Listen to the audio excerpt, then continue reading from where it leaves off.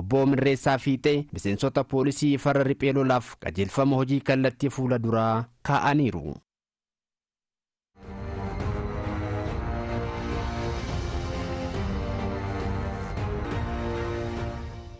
kabajamtoota daawwattoota keenyaa oduu poolisiiwwan xumuriin dura al takkaarra deebi'uun ijoo isaanii si yaadachiisa. Kolleejjiin poolisii Oromiyaa rakkoolee ogummaa poolisii keessatti hudhaataan qoratee furmaata kennuuf hojjechaa akka jiru himame.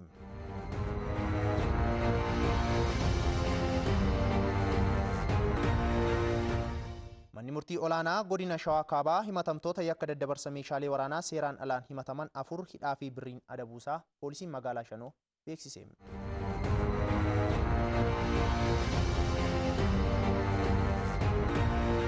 Egaa kabajamtoota daawwattoota keenyaa oduun poolisii torban kanaaf qindeeffanne kanneen turan. Nu waliin turuu keessaniif galanni keenya guddaadha. Qophiilee poolisii afaan waliin turtii gaarii. Ahmed Ulfaadhu Girmaa. Egaan kabajamtoota daawwattoota keenyaa sagantaan keenya ammas akkuma itti fufeetti jira. Godina Shawaa Bahaa aanaalee garaagaraa keessatti marii konferensiin nageenyaa taa'amaa jira. Keessumattuu aanaalee akka Adaamii Tulluu Jiddoo Kombolchaa bulchiinsa magaalaa Maqii fi aanaa Dugdaattis jechuudha. Konferensiin hawaasaa fi qaamolee nageenyaa hirmaachisee taa'amaa jira.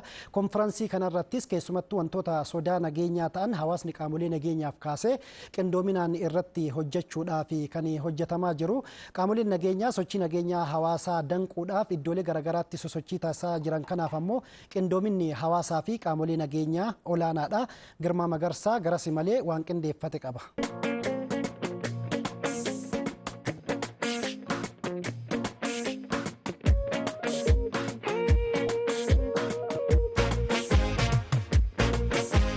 Guddina dinagdee biyya tokkoof nageenyi murteessaadha.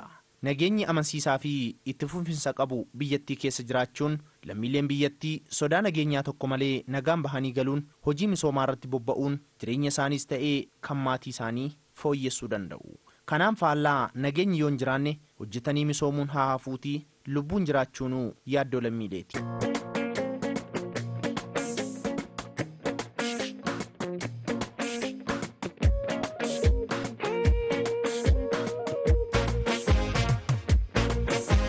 Godina Shawaa Bahaa aanaalee Adaamii Tulluu Jiddoo Kombolchaa Dugdaa fi magaalaa Maqiitti hawaasaaf qaamoleen nageenyaa walitti dhufanii akkaataa nageenya isaanii mirkaneeffachuun danda'amu irratti mari'ataniiru. Poolisiin hawaasa keessa waan ba'eef nuti dur poolisii hin sodaanna hin dheessina. Amma garuu hin sodaannu kenna nu keessaa ba'e itti dhiyaannee rakkoo kenna ibsina itti dhiyaannee haada jiru waliin dubbanna itti dhiyaannee waliin mari'anna. Maaliif jennaan maatii kenna afaan kennan dubbanna walitti dhiyaannee marii adeemsifna.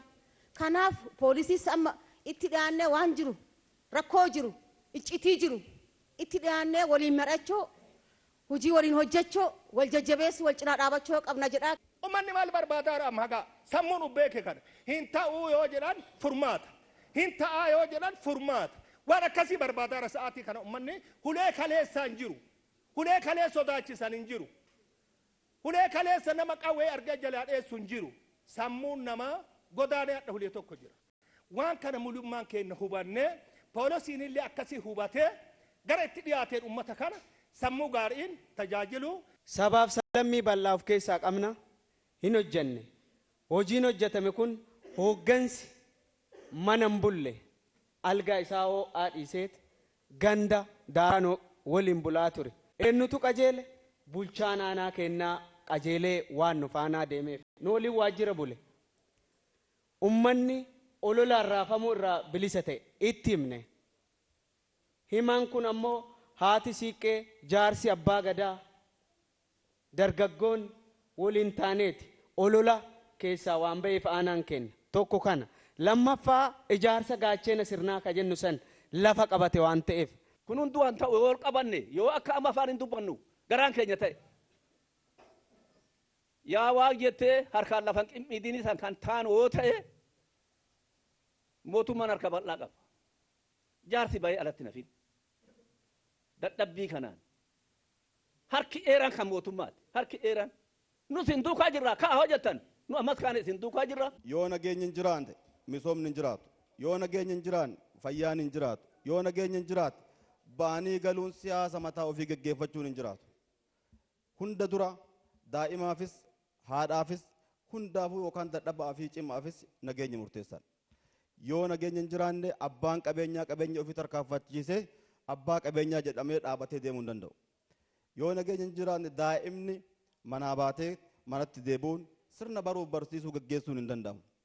Kanaaf nageenyi waa hunda wanti jedhamuuf waa hunda gochuudhaaf waa hunda jechuudhaaf kan murteessu uummata badhaa kana. Ammas kana gochuudhaaf tokko qindoominni keenya cimuu qaba jechuudha. Qindoominni keenya sadarkaadhaan jiru caasaan nageenyaa keenya, poolisiin keenya, milishaan keenya, qaamni aanarra jiru akkuma isin kaaftan utuu jarri qindoomina hin qabaanne bulchaan aanaa, poolisiin, waajjirri paartii, milishaan, bulchiisaaf nageenya jennu kun utuu qindoomina hin qabaanne nuti hin qindoofnuu jettanii kaaftan. Hojiin guddaan bakka sana jira jechuudha. Hojiin guddaan bakka sana jira. Kanaaf waan qaamni kun waliin qindaa'ee hawaasatti dhiyaateef hawaasni immoo nageenyi kan kooti anatu hojjetaa jettanii irraa fudhattan. Isa kanatti fufsiisuun irra jiraata jechuudha. Hawaasni naannichaa qaamolee nageenya isaanii booressuuf socho'an ofirraa ittisuuf onneeffatanii hojjechuuf qophaa'oo akka ta'an dubbatanii qaamolee nageenyaas isaan cinaa jiraachuu marii kanarratti himameera. Poolisii jechuun ija teenya. Poolisii jechuun miila keenya. Eenyuun bullaa? Eenyuun mana keenya bulla? Eenyuun biddeena keenya nyaanna? Poolisiidhaan. Poolisiin halkan ijjatee guyyaa ijjatee caammaa isaa odoon baafanne kaalsii isaa odoon qayyaranne halkanii guyyaa ijjateeti poolisiin. Isaaniin buddeena nyaanna. Isaaniin bisaan dhugna. Asumatti naannoma kanatti warra isaaniin biddeena nyaannu warra isaaniin bisaan dhugsan haga har'a ga'utti dhiigni isaanii hin baane. Anaaf garuu kun baay'isee nama rara.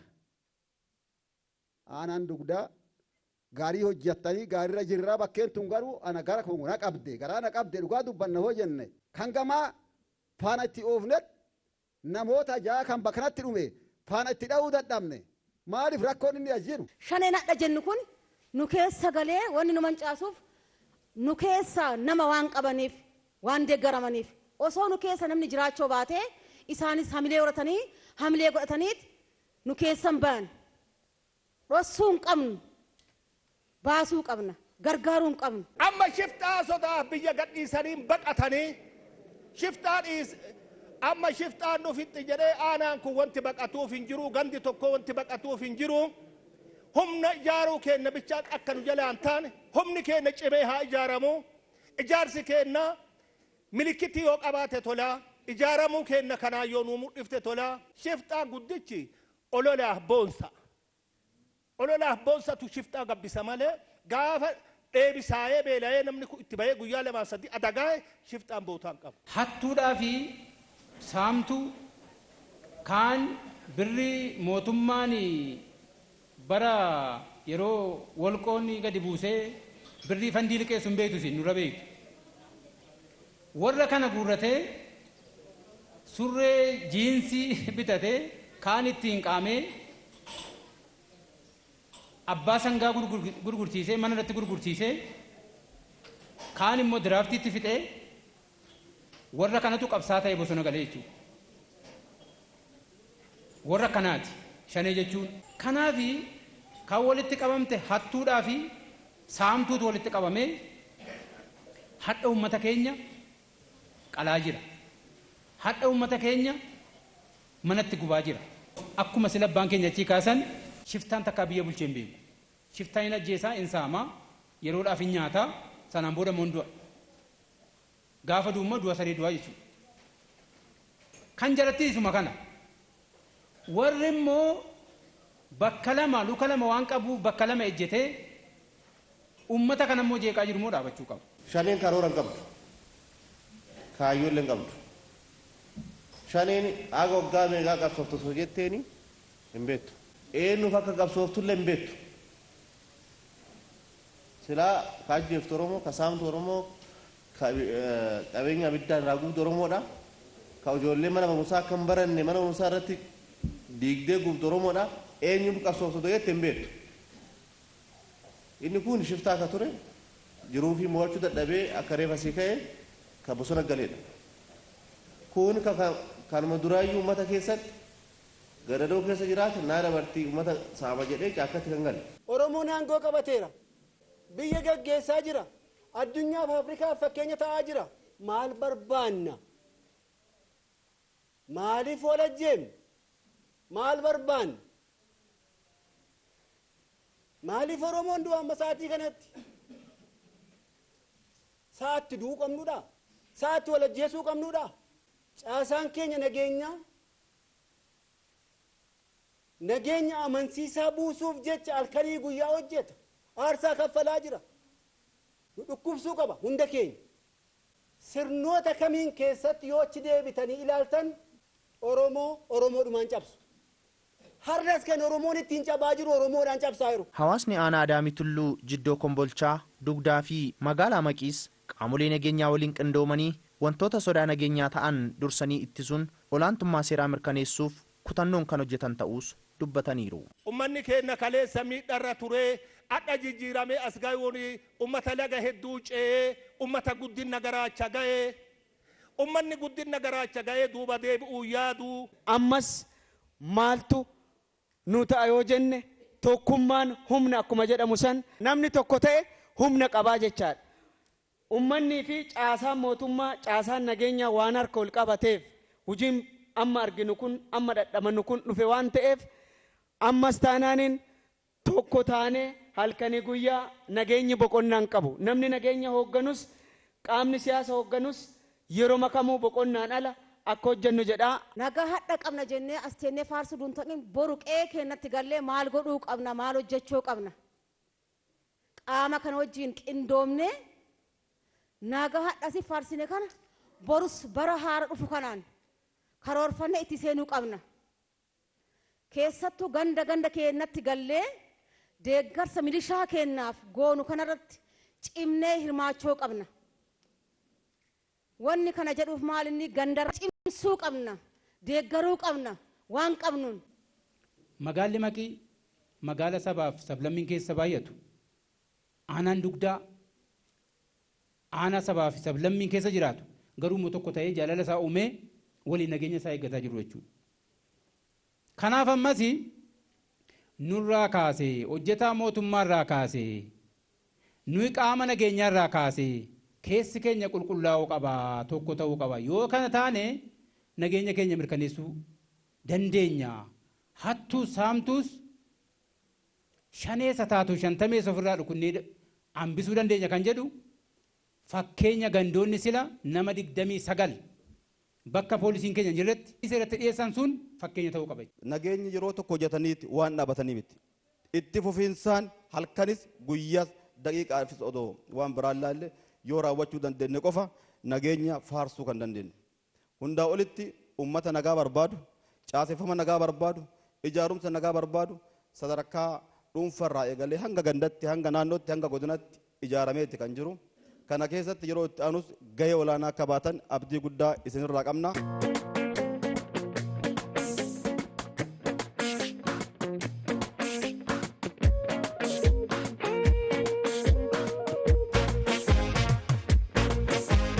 Marii nageenyaa taa'ameen booda hawaasaa fi qaamoleen nageenyaa dubbisne walitti dhufanii mari'achuu isaaniitiin rakkoolee isaan quunnamuu danda'u dursanii ittisuuf fala ta'uu fi himanii gara fuula duraattis hojii ittisa yakkaa irratti onneeffatanii kan hojjetan ta'us hawaasaa fi qaamoleen nageenyaa dubbisne himaniiru. Konferensiin kun baay'ee natti tole. Maaliif konferensii nageenyaati? Nageenyi uummata keenyaafis, mataa keenyaafis, biyya keenyaafillee barbaachisaadha. Sababa irraa kan ka'e uummanni tokkoon isaa akkuma kanaan duraatti aduu oduu hin ceemin halkan oduu qorra hin jedhin rooba oduu hin sodaatin akka eegaa ture kanaan boodas daran san caala dargaggeessi keenyas nageenya keenya illee waan itti amaneef itti amanuus qaba. Poolisiidhas milishaanis hunduu gaachana irraa tokko taanee of eeguudhaaf qophiidha. Harka mirgaatti qonna misooma harka tokko irree tokkotti immoo nageenya wal maddii akka wal simatu taasisuudha. Akka wal simatu kallattii kanarraa namni dabe akka keenya hin taane itti agarsiisudha. Hirmijjaa tokko akka hin deemne gaafa nageenyi boora'e qofaa miti kan nu maddii jechuu dandeenya. Guyyaa nageenyi jirus nageenyi sun akka hin dagatamne nama isaan biraa irree tokkoon waa biraa hojjetu eeguudha. dargaggeessi keenya akka eegu haawwan teenya akka eegu nu akka eegnu sodaa tokko malee akka isaan gargaaru ati wajjin deemuu hin dandeessu kootu keessaa bahee jechuu danda'udha. Kana kutannaan uummata aanaa dhabu. Konferansii kanaan booda qaamoleen nageenyaa hojiiwwan akka hanqinaattis akka ciminaattis konferansii kanarratti wanti ilaalamee jira. Hanqinoota jiran qaamoleen nageenyaa keessoo keenya ilaallee qulqulleeffannee hawaasa kanaaf qulqulluu fi karaa ifa ta'e tajaajiluudhaaf nutis kan waada galle ta'uu isaati.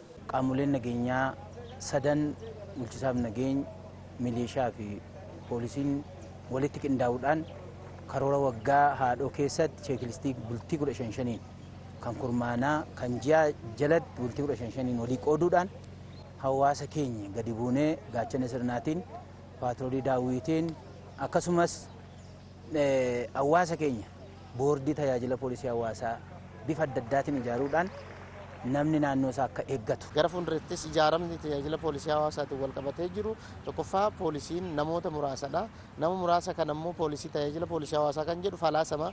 Falaasamni kun hawaasni poolisii ta'ee wal ijaaree mana manaan ganda gandaan naannoodhaan akkasumas ganda gandaan wal ijaaree rakkoo nageenya naannoo isaa keessatti mudatu kamiyyuu hambisuudhaaf akkaataa kanaan ijaaramuu qaba. Kun kan taasifamee callifamee osoo hin ta'in hawaasa qindeessuudhaan qooda fudhattoota qindeessuudhaan qaamolee nageenyaa kan akka nagaachana sirnaa paatroolii daawwii gorsaa walabaa walitti qindeessuudhaan halkaniif guyyaa hojjechuudhaan yakkawwan kanaan dura raawwatamaa turan kan duratti ibsa kan akka hannaa gawwoomsuu alseerummaa kun toora isaanii akka qabatanii fi hawaasichi sodaa nageenyaa malee nagaan olee nagaan akka bulu taasifamaa jira. Kun itti fufa jechuudha. Namni kamuu hojjetee bu'aa dadhabbiisaa argachuun jireenya fooyya'aa jiraachuu ni hawwa. Hawwiin namootaa kun immoo galma ga'uu kan danda'u yoo nageenyi amansiisaan biyyattii keessa jiraate. Nageenya mirkanaa'aa ta'ee itti fufsiisuuf immoo hawaasaa fi qaamoleen nageenyaa hojii ittisa yakkaa irratti qindoomanii yoo hojjetani. Godina Shawaa Bahaa aanaalee Adaamii Tulluu Jiddoo Kombolchaa Dugdaa fi magaalaa Maqiitti hawaasaa fi qaamoleen nageenyaa wantoota nageenya naannawaa isaanii booressuu danda'u dursanii akkaataa ittisuun danda'amu irratti walitti dhufanii mari'achuu isaaniitiin yaaddoo hawaasni naannawichaa nageenya irratti qabu xiqqeessuu ni danda'a. Kanaafuu gara fuula duraatti cimee yoo itti fufe bayeessa ta'a.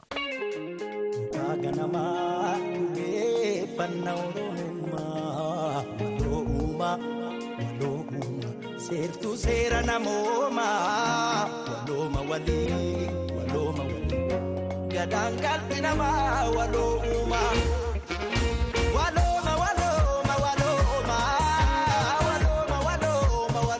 Akkuma jalqabarraa isiniif kaasuuf yaaletti jechuudha. Ganna kana keessattuu yeroo bokkaa cimatu rooba. Yeroo bokkaa cimaa kana ammoo balaa tiraafikaa hir'isuudhaaf hojiileen gurguddoon hojjetamuu qabu. Bulchiinsa magaalaa Galaanii fi magaalaa Jimmaattis jechuudha balaa tiraafikaa hir'isuudhaaf duula hubannoo uumuu fi akkasuma ammoo humnaa ol konkolaattonni akka hin feenee fi kanneen irratti hojjetamaa jira. Riippoortarri keenya Taklee Tasammaa kanarratti xiyyeeffatee waan qopheeffate qaba.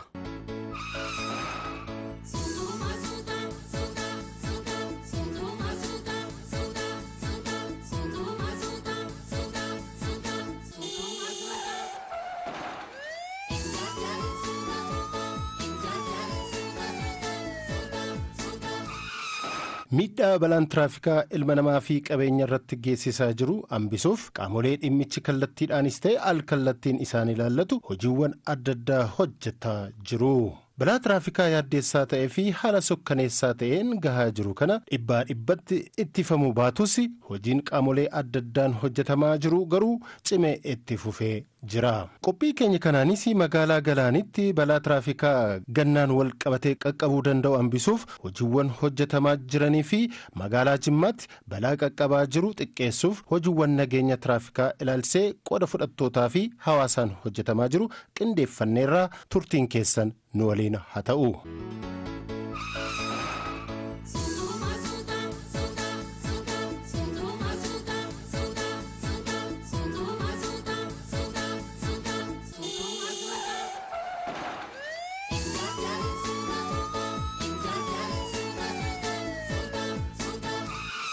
Magaalaa Galaanitti rooba gannaatiin wal qabatee balaa tiraafikaa qaqqabuu danda'u hambisuuf hojiin hubannoo uumuu fi qophiin barbaachisaa ta'e godhamaa jiraachuun himameera. Gannaa kana haalli qilleensaas waan jijjiiramuuf balaan hin baay'ata. balaa baay'atu kan ammoo akkamittiin xiqqeessuun nurra jiraata kan jedhu san konkolaachistoota baajaajii magaalaa keenya wajjin wal qabatee balaan yeroo baay'ee kan inni baay'atu baajaajota wajjin wal qabatee baay'ata. Isa kanaaf naamusa irratti akkamittiin akka konkolaachisuu qaban, maal akka guuttachuu qaban, maal akka sirreeffachuudhaa qaban irratti marii bal'aa marii guddaa gaggeessineerra. Balaan ganna wajjin wal qabatee balaan tiraafikaa hin qunnama jennee kan yaadne tokko balaa qabeenyaati. Ittaansee balaa miidhaa qaama cimaa fi miidhaa salphaa lubbuu namarratti kan qaqqabsu waan ta'eef balaa ganna wajjinis wal qabatee balaan kan qaqqabu balaa qabeenyaa wajjin balaa qabeenyaati. Lafa deemtonni gama isaaniitiin wantoota argaarraa isaan golgan kan akka dibaabee huccuu qorraafaa yommuu fayyadaman of eeggannoo barbaachisaa gochuu akka qabanis dhaamameera. Ganna kana keessumaa daandiirra yogguu deemu konkolaataa bitaa isaa qabatee inni akka deemu qabu. Namni jechuudha. Yogguu daandii qaxxaamuru immoo tokkoffaa zabiraarraan qaxxaamuruu qabu. Lammaffaa immoo of eeggannoodhaan konkolaataa bitaa mirga isaanii ilaallatanii karaa daandii. Geejjibaa waan baay'atuu fi bitaaf mirga isaa ilaalee akka ce'uu fi daandiiwwan muraasa irratti mallattoon zeebiraa qaxxaamura daandii waan jiruuf isarratti akka qaxxaamuruu fi xilaawwan adda addaa fooxaadhaan xilaa qabatanii daandii waggaa deeman ol qabatanii xilaa saniin akka qaxxaamuran dawoo godhanii konkolaataa dhaabbateen dawoo godhanii akka hin qaxxaamurre hubannoo itti kennineerra. Rakkoolee sosochii geejjibaa fi balaa tiraafikaatiif gufuu ta'an dursanii adda baasuunis irratti hojjetamaa jira. Kana malees konkolaachistoota baajaajii 500 ol ta'aniifis leenjiin kennameera. Jalqaba rakkoolee balaa gufuu tiraafikaa ta'an wantoota tiraafikiidhaaf yookaan balaa tiraafikaatiif gufuu ta'uu danda'an adda baasuudhaan akkasuma ammoo rakkoolee geejjibaa wal qabatee taarifaan inshuraansii qaama sadaffaatiin iddoolee balaan nageenya tiraafikaa itti ga'uu danda'u iddoo adda baasuudhaan balaan tiraafikaa akka hir'atuuf gama to'attoota nageenya tiraafikaatiin iddoo ramaddii isaanii dhaabbatanii rakkoolee kana hir'isuudhaaf to'annaa cimaa ta'e geggeessaa kan turan ta'uu isaati jechuudha. Magaalichatti deeggarsa hawaasaa fi abbootii qabeenyaatiin birrii 270 ol ta'uun zeebiraa irra qaxxaamuranii fi iddoon to'attoonni nageenya tiraafikaa itti boqotan hojjetamee tajaajila kennaa jira. Iddoon seentariin tiraafikii fi abbaan taayitaa geejjibaa itti boqotu seentariin 41 hirmaannaa hawaasaa gara qarshii 270 ta'uun magaalaa keenya keessatti hojjetame iddoo rakkoon jirutti to'attoonni tiraafikaa fi abbaan taayitaa geejjibaa achitti boqochaa yeroo roobaa yeroo aduu hara galfachaa hojii kana hojjechaa kan jiran ta'uu isaati jechuudha. Kana malee ammoo deeggarsuma hawaasaatiin zeebiraan naannoo 9 ta'u iddoo barbaachisaa fi hawaasni irratti ce'uu danda'uun wal qabatee hirmaannaa hawaasaatiin kan hojjetamee fi yeroo ammaa kana uummanni zeebiraa irra akka ce'u kan taasifame ta'uu isaati jechuudha. Abbootiin qabeenyaa dhaabbilee dhuunfaa dubbisnes yommuu lubbuun namaa darbuu fi qabeenyi mancaa'u teenyee gaddurraa deeggarsa nurraa eegamu gochuun dursanii ittisuu irratti hojiiwwan hojjetaman milkeessuuf waan nurraa eegamu gumaachaa jirra jedhu. Gargaarsa baay'ee tolchaa jirra. Tokkoffaan dhiyoo kana balaan naannuma keenya sanatti dhaqqabee jiraayyuu haga nama 13 tokkotti dhume konkolaataan guddaan minibaas irratti koree jiraayyuu isa kaasuu hin danda'amneeyyuu garuu nuti loodaraa fi maashina iskaabaatarii fi kireenii qooda qabnuu fi dhufanii nu gaafatanii kireenii kana isaan bilisaan itti kenninee jirra. Sababoota adda addaatiin rooba gannaa keessatti balaan tiraafikaa kan baay'atu ta'uusaa kan dubbatan to'attoonni nageenya tiraafikaa dubbifne qophii barbaachisaa ta'e gochuun gara hojiitti seenuu isaanii dubbatu. Ganna sila balaan baay'atuu fi nus qophaa'inni keenya uffata roobaatii fi akkuma amma argitan kana uffata roobaa sabaraqee gurguddaa kanneen uffannee qophoofnee jenna jechuudha. Sababni isaa yeroo gannaa balaan hin baay'ata. Ishirittidha hin mucucaata. Mucuca qaba lafti akka yeroo bonaatii miti. Goommaa illee lafa hin qabatu. Hundi konkolaataa wal qixaa miti. Inni tokko kan goommaa irra dhume jira. Inni tokko ammoo goommaan haarofti odume jirullee yeroo ariitiidhaan. To'ataan tiraafikaa daandii irra jiru jedhanii yookaan abbaan taayitaa geejjibaa daandii irra jiran yeroo baqachuu yookaan darbaa fi wal qabatee rooba sababa roobaatiin darbaadhaan wal qabatee fe'uuf akka isaan hin goone kana ammoo itti qophoofne tokko taanee garaagarummaa inni kana jechuu barbaade. Balaan yeroo baay'ee hin baay'ata yeroo ganna yeroo bonaa laftis gogaa waan ta'eef konkolaataanis akka salphaatti mucucaatee balaa geessisuu waan hin dandeenyeef garaagarummaa qaba. Yeroo gannaa immoo lolaan adda addaa hin baay'ata. Lolaa sanirraa kan ka'e balaan baay'achuu danda'a. Kanarraa kan ka'e sana bichaa miti. Lolaa sana qofa osoo hin taane mucucaachuu danda'a. Gommaa konkolaataa liishoo jira. Teeknika adda addaa kan haxooftuu konkolaataa hin qabaanne jira. Roobni irratti roobee kan balaa adda addaa geessisu jira. Kanaaf lubbuu darbuu fi qabeenya garmalee balaa tiraafikaatiin manca'aa jiru xiqqeessuuf fedhiidhuma keenyaan dirqama lammummaa keenya ba'uuf hojii tola ooltummaa hojjechaa jira kan nuun jedhan deeggartoota barattoota tiraafikaa hojii irratti arganne dubbifneedha. Balaa tiraafikaa kanarratti hojii kana keessatti akkan seenuuf kaka'umsa kan naa ta'e hojii tola ooltummaadha. Hojii kana immoo hojjechuuf lammiileen keenya baay'een abboota keenya maanguddoota keenya baay'een isaanii balaa tiraafikaan lubbuun isaanii darbaa waan jiruuf ga'ee lammummaa konan baadheedheen kana dhufuudhaan hojii kana hojjechuutti jira. Akka rakkootti daandiin magaalichaa qaxxaamuru dhiphoo ta'uu isarrayyuu waan manca'ee fi daandiin lafa deemtootaa waan hin jirreef qaamni dhimmichi isa ilaallatu furmaata akka itti kennus gaafatameera.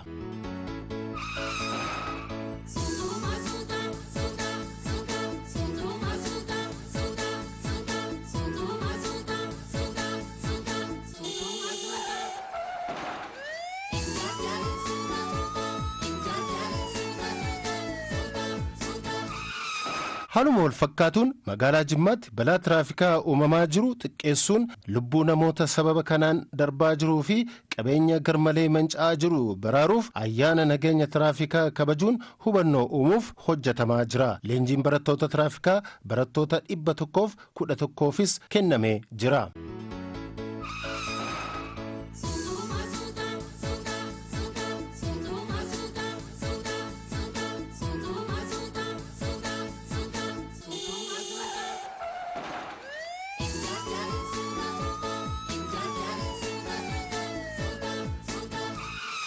Kaayyoon isaa rakkoo balaa tiraafikaatiin gahaa ture yaadachuun hanqina keenyaan balaa qaqqabu hambisuuf jecha ayyaana kabajnuudha jedhu kantiibaan bulchiinsa magaalaa Jimmaa. Guyyaan addaa guyyaa itti rakkoo balaan tiraafikaa qaqqabsiisaa ture itti yaadan itti balaaleffannu. Inni lammaffaan guyyaa itti balaan tiraafikaa rakkoo hanqina keenyaatiin uumamaa ture sana akka irra deebi'eetti uumamne hundi keenya isa rakkoo sana balaa sana xiqqeessuudhaaf hambisuudhaaf guyyaatti waadaa gallu. Kanaaf guyyaa addaati. Guyyaa kana kabajuun kaayyoo guddaa kana lammani kan inni qabu.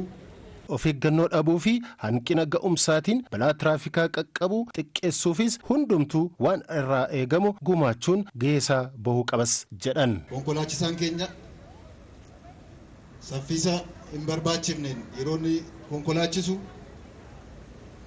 balaan tiraafikaa hedduun achi keessatti kan mul'atu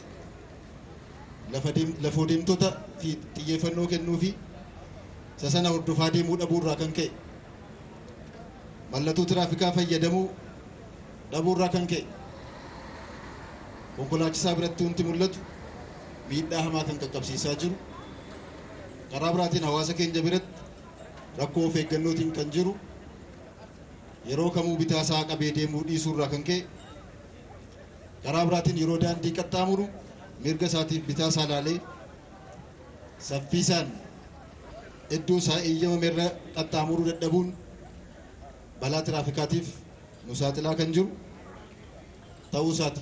Sababoonni balaa tiraafikaa hedduu ta'uu kan ibsan itti gaafatamaan eejensii geejibaa magaalaa Jimmaa kana furuuf hundumtuu waliin tumsuun lubbuu namaa fi qabeenya baraaruu qaba jedhan. Konkolaachistoonni abbootiin qabeenyaa konkolaataas gahee olaanaa kan qabdan waan ta'eef faayidaa argamu hundaa ol lubbuu namaatiif iddoo kennuun tajaajila ga'umsa qabuuf qulqullinaa fi naamusa barbaachisu gonfate akka kennitan. Humna amma jiruun qofa balaa tiraafikaa xiqqeessuun hin danda'amu waan ta'eef tola ooltoota leenjisuun bobbaasuun danda'ameera. Haala barbaadameen gahee isaanii akka bahanis hubannoo gahaa akka argatan ta'eera. Balaa dabalaa dhufe kan ittisuuf to'annaa eejensii geejibaa fi to'attoota nageenya tiraafikiitiin qofti gahaa waan hin taaneef tola ooltota adda addaa gurmeessuudhaan barsiisuudhaan gara hojii kanatti bobbaasuun booriftaan kurmaan ittaanu keessatti balaa tiraafikii akka magaala keenyatti dabalaa dhufe kana amma ta'e hir'isuu qofa otoo hin taane balaawwan akka tasaa uumaman hambisuuf hojii guddaa hojjechuu kan dandeenyu ta'uusaa barattoota gahumsa kana kan qabanus adda filachuudhaan leenjii kana qopheessuudhaan tiraafikoota keenya wajjiniin ta'uudhaan hojii hojjechuudhaaf akkaataa mijaa'aa magaala keenyaan akkanatti qopheessanii balaa tiraafikaa qaqqabaa jiru xiqqeessuuf hojii hojjetamu cinaatti komiiwwan uummatarraa ka'an furuufis hojjetamaa jira. Tajaajila kennamu keessatti rakkoo dheeramee hawaasa keessaayis akka komittiin ka'a nutis qorannaa keenyaan kan mirkaneeffanne ta'uusaati. Kanarraa ka'uudhaan qorannaa keenya eega mirkaneeffanne booda eenyutu kana raawwata kan jedhu adda baasuudhaaf yaaliin taasifameera. Yaalii taasifame kana keessattis namoota badii kana keessatti adda durummaadhaan qabatamaadhaan raawwataa turan rakkoo kana keessatti hirmaachaa turan tarkaanfiin seeraa fi bulchiinsaa akka fudhatamu ta'eera. Birana qofa seera darbitoota 3,000 ol ta'an himatamuu isaanii fi birrii miliyoona 7 ol mootummaaf galii akka ta'us hojjetameera. Seera darbitoota baay'ee baatii salgan kan darbine kana keessa himatamanii jiru. Gara seera darbaa 13,601 himatame. Kanneen kana keessaa yeroo adda addaa kaayyoon keenya ni jalqabaa garuu nama haa adabuu miti. Seera cabsee yoo argame garuu immoo adabuun dirqama. Kanaafuu kanneen kaan barsiisaa kanneen immoo wanta yeroo adda addaa deddeebi'ee barsiifamee irraa barachuu hin dandeenye kun himatamanii konkolaataan amma isinii kaase kun kan himataman ta'uu isaati. Gama kanaan mootummaaf illee gara qarshii miliyoona 7,200 kanaan fakkaatan galee jira jechuudha. Waldaaleen abbootii qabeenyaa konkolaataa magaalaa Jimmaa keessa gurmaa'anii socho'anis balaa tiraafikaa xiqqeessuu fi alseerummaa hambisuuf qaamolee dhimmichi isaan ilaallatu waliin ta'uun gahee irraa eegamu bahaa akka jiran himu. Faayidaa inshuraansii sadaffaa dabalatee nama kamuu irratti keessattuu namoota manguddoo ta'an irratti balaan akka hin geenye barsiisuun hojii hubannoo uumuu gama keenyaan hojjechaa jirra. Tiraafikii wajjiniin qindoomnee hojjetaa jirra. Balaa jarri gaanuunis seeraan oofaa tirfiin fe'inaa nagaadhaan baatee akka nagaa hin galtuuf qas jedhiitii ofii mana kee ga'ii jennees gorsa isin kenninaafi. Barattoonni tiraafikaa leenji'anii eebbifamanis leenjii arganneen dirqama lammummaa keenya bahuuf qophiidha jedhu. Lubbuu namaa fi qabeenyaa kan mancaasu baraa tiraafikaati. Nuti barattoonni immoo tola ooltummaadhaan walitti funaamnee mana barumsaa adda addaarraa walitti dhufuudhaan lubbuu baduu kanaa fi qabeenya manca'u kana bifa tola ooltummaa ta'een hambisuudhaaf dirqama lammummaa koo baachuun narraa eegama waan jechuudhaan kaka'umsa kanaatiin dhufneera. Dhaabbilee fi namoota balaa tiraafikaa xiqqeessuu keessatti hojii fakkeenyummaa qabu hojjetaniif konkolaachistoota tasuma balaa hin qaqqabsiifneef akkasumas konkolaachistoota qabeenya bade amanamummaadhaan abbaaf akka deebi'u taasisaniif waraqaan ragaa fi beekamtiin kennameera. Hojiin balaa tiraafikaa xiqqeessuuf magaalota Galaanii fi Jimmaatti hojjetamaa jiru jajjabeessaadha. Haa ta'u malee balaa tiraafikaa xiqqeessuu fi alseerummaa to'achuun hojii qaama tokko waan hin taaneef hundumtuu tokkoomee miidhaa balaan tiraafikaa qabeenyaa fi lubbuu namaa irratti geessaa jiru yaaddeessaa ta'uusaa hubatee of eeggannoo barbaachisaa ta'e gochuun ofiisaa balaa tiraafikaa tasa uumamurraa of eeguu qaba jenna.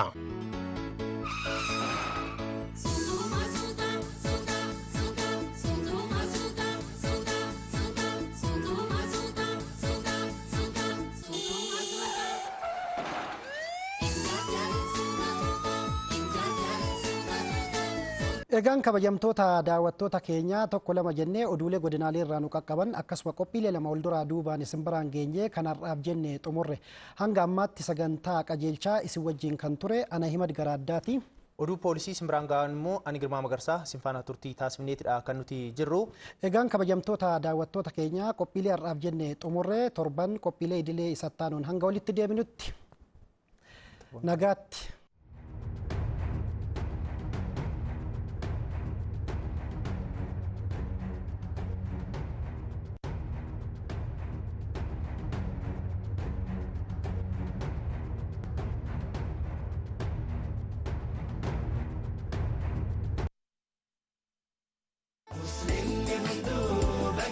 Biiroon galiiwwan Oromiyaa hordoftoota amantaa Islaamaa hundaan baga ayyaana Arafaa geessan jedha. Galiin misoomaaf maddi galii jabaan ammoo gibira kaka'umsa ofiitiin kafaluun amma